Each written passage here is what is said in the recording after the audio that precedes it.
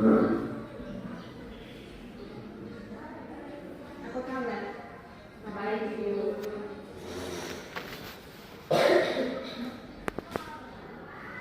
Apa kabar, Ibu? Lumayan baik. Sebelum kita mulai dalam kita hari ini, salah satu yang minta untuk memimpin kita dalam doa. Teman-teman Ibu, kami berdoa. Berdoa untuk ajaran dan kehidupan kita masing-masing. Berdoa dulu.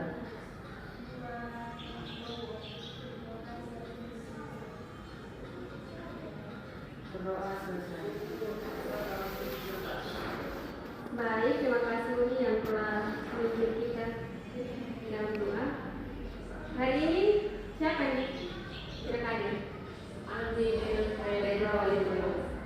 Dua saja. Baik. Ada yang masih ingat materi kita minggu lalu? Lupa Ibu. Ada yang lupa, ada yang masih ingat. Baik, jadi yang masih ingat itu kira-kira teks geografi itu apa? Dia ada seseorang yang ada yang lain? Lewat video. Oke. Baik, jadi intinya bahwa teks geografi itu berisi tentang data atau riwayat hidup seseorang yang bisa kita jadikan sebagai teladan. Baik, jadi minggu lalu ini sudah menjelaskan banyak ya. Ya Ibu.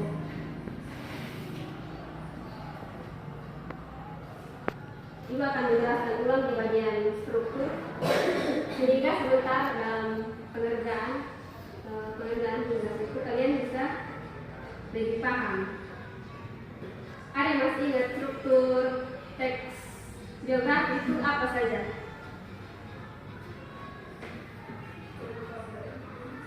Berarti sudah lulus semua ya? Baik, Ibu akan menjelaskan ulang. Struktur teks geografi itu yang pertama itu orientasi. Orientasi itu berisi pengenalan. Contohnya, Rizka mau menulis tentang biodata dia Soekarno. Nah, di bagian orientasi itu berisi nama, tempat tanggal lahir, nama orang tuanya, nama ayah dan ibu, berisi pengenalan secara umum. Nah, bagian yang kedua itu peristiwa. Di bagian peristiwa itu berisi tentang perjalanan hidup dari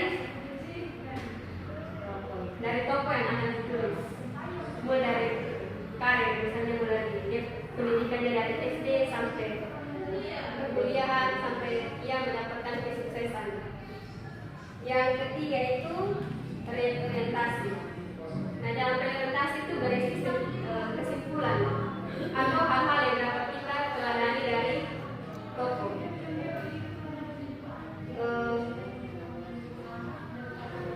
Bagian struktur hanya ada 3, jadi Ibu harap kalian bisa paham. Ada dalam pengerjaan tugas sebentar kalian bisa kerjakan dengan baik. Materi yang berikut itu kaidah kebahasaan teks geografi. Nah, kalian kalau mau membuat teks geografi itu ada tata bahasanya, ada kaidah bahasanya, ada aturan. Jadi yang pertama itu teks geografi ya. Dalam teks geografi ada kata pronomina. Ada yang tahu pronomina itu apa? Baik, jadi pronomina itu kata ganti orang ketiga tunggal. Ada yang tahu kata ganti orang ketiga tunggal itu contohnya seperti apa?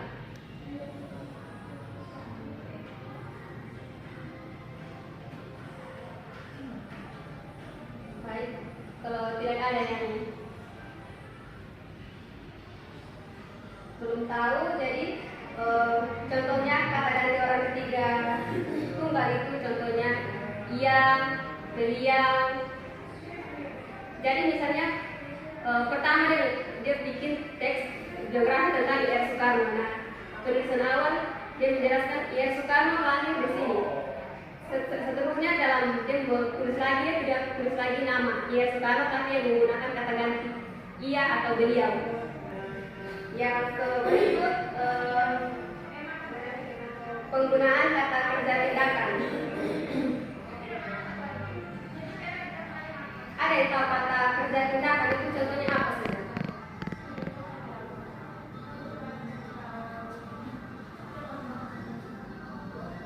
Baik, jadi contoh kata kerja tindakan itu contohnya membaca, menulis. Jadi kan ada tindakan dia membaca atau dia menulis. Yang ketiga itu kaidah kebahasaan dalam teks biografi. Yang ketiga adalah kata adjektif atau kata sifat. Ada yang tahu kata sifat itu seperti apa contohnya?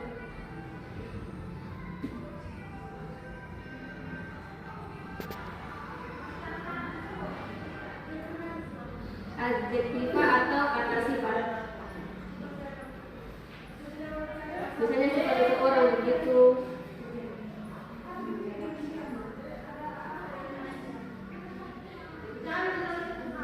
Contohnya Priska ini sangat pintar, karena sifatnya itu dia, atau Uci ini sangat lemah lembut. Jadi sifatnya itu ya, jadi dalam menulis sebuah teks biografi itu ada juga kata sifat yang menjelaskan sifat dari tokoh yang akan kita tulis nanti. Teks bahasa yang berikut itu menggunakan kata kerja pasif. Jadi kata kerja pasif sendiri itu adalah kata kerja yang mendapatkan imbuhan berupa imbuhan di. Yang kelima itu kaidah kebahasaan. Yang kelima yaitu kata sambung. Kata sambung, kata depan, atau nomina yang berkaitan dengan urutan waktu. Nah, ada yang tahu contoh nomina yang berkaitan dengan waktu itu seperti apa?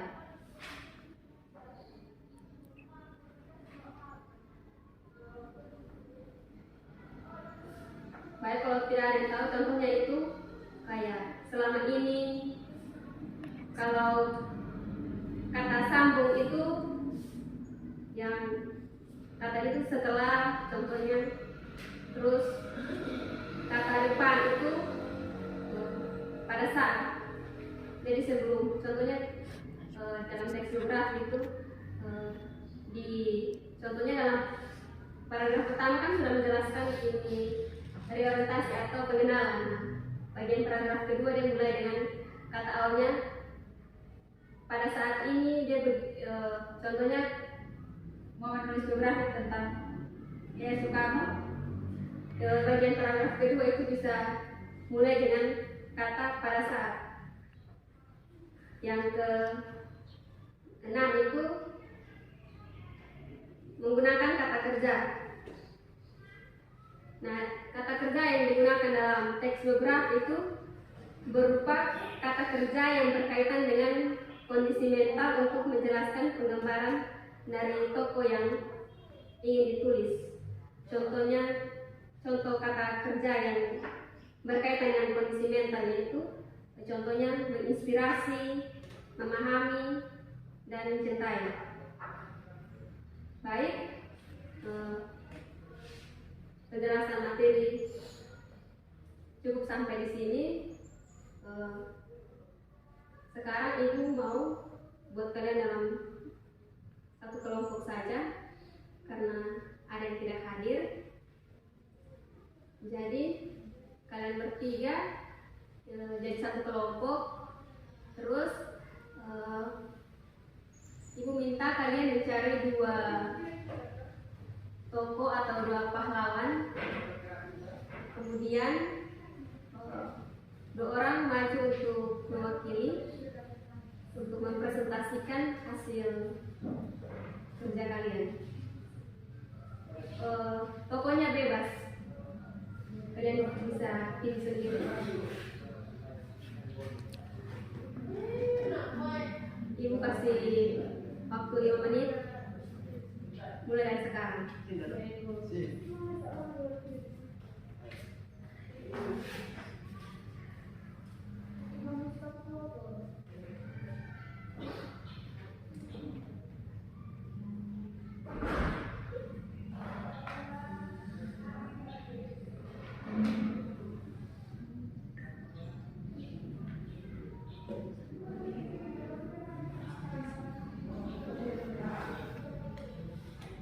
Ditulis yang rapi ya, supaya sebentar itu dijadikan nilai tugas.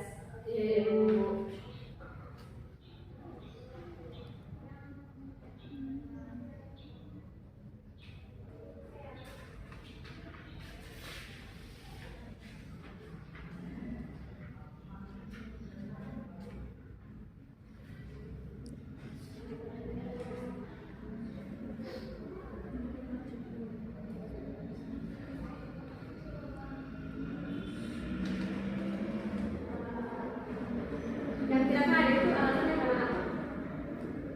Tidak ada keterangan itu. Tapi ini satu orang yang tidak ada keterangan Pedro, tapi ada sejarah sakit. Oh, ada sakit. Ya ibu.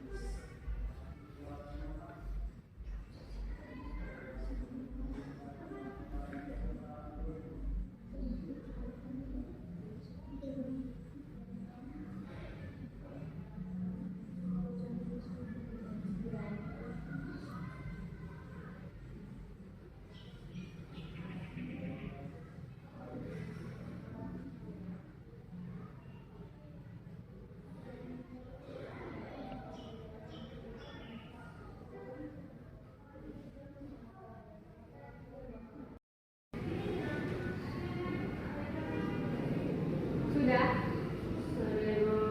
Baik, kalau sudah, 2 orang maju mewakili di kelompok untuk presentasi. Atau 1 orang saja mewakili.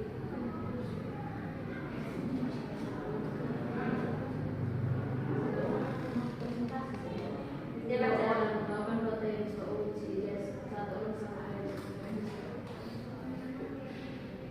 Kalau mau 2 lebih bagus, kalau mau 1 kan kasih yang tahu.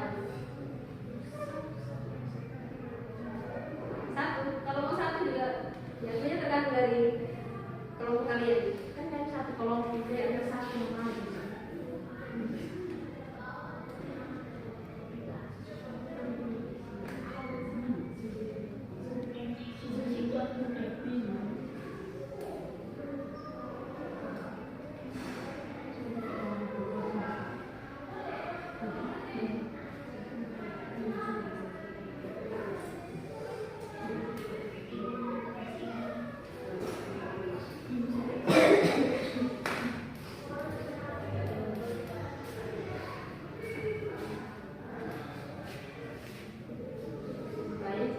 Selamat siang Ibu dan teman-teman.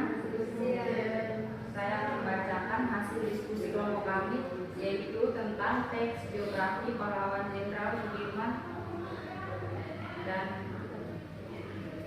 Kartini. Orientasi Jenderal Sudirman lahir pada 24 Januari 1916 di Bodas, Karangjati, Purbalingga, Jawa Tengah. Sudirman dibesarkan dalam lingkungan yang sederhana.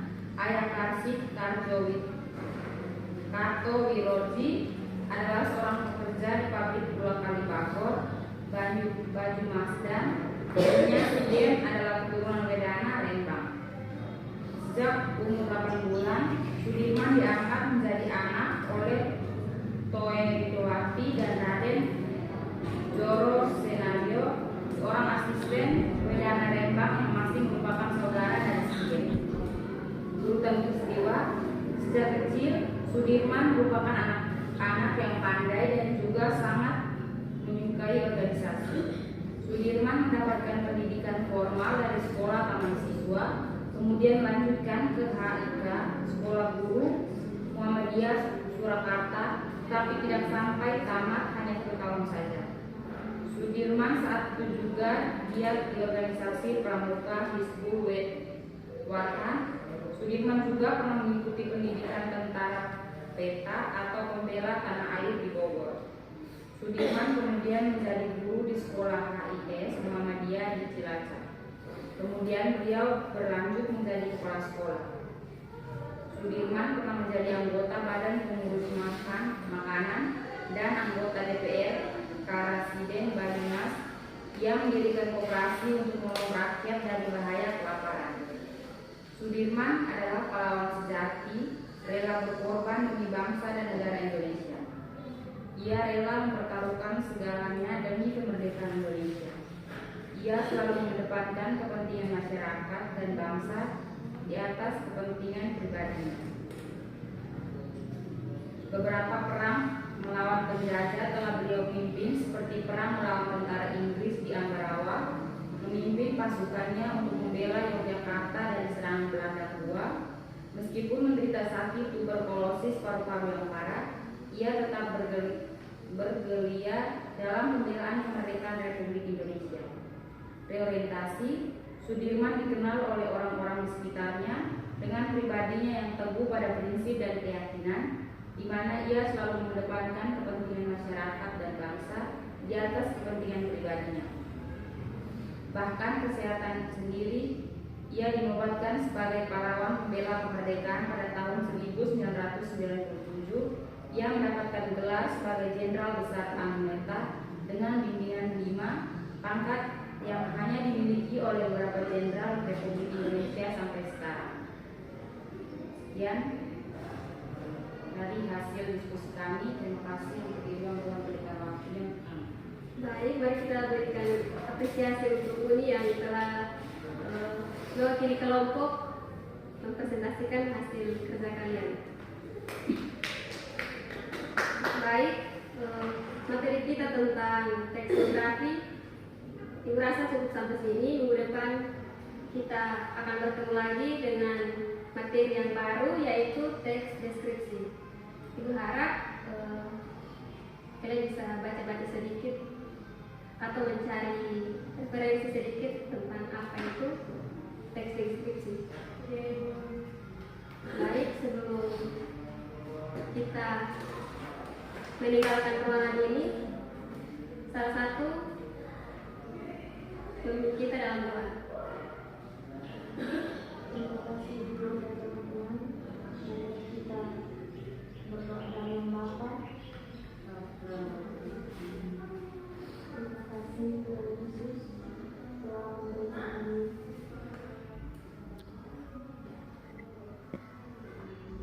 memberikan kami waktu. Sekarang kami akan pulang, kiranya memberkati kami sehingga tiba di tempat tujuan kami dengan selamat. Inilah doa dan permohonan kami atas nama Bapa dan Tuhan Kristus Tuhan kami. Dalam nama Bapa dan Tuhan Yesus. Baik, terima kasih Uci dan selamat pagi untuk kita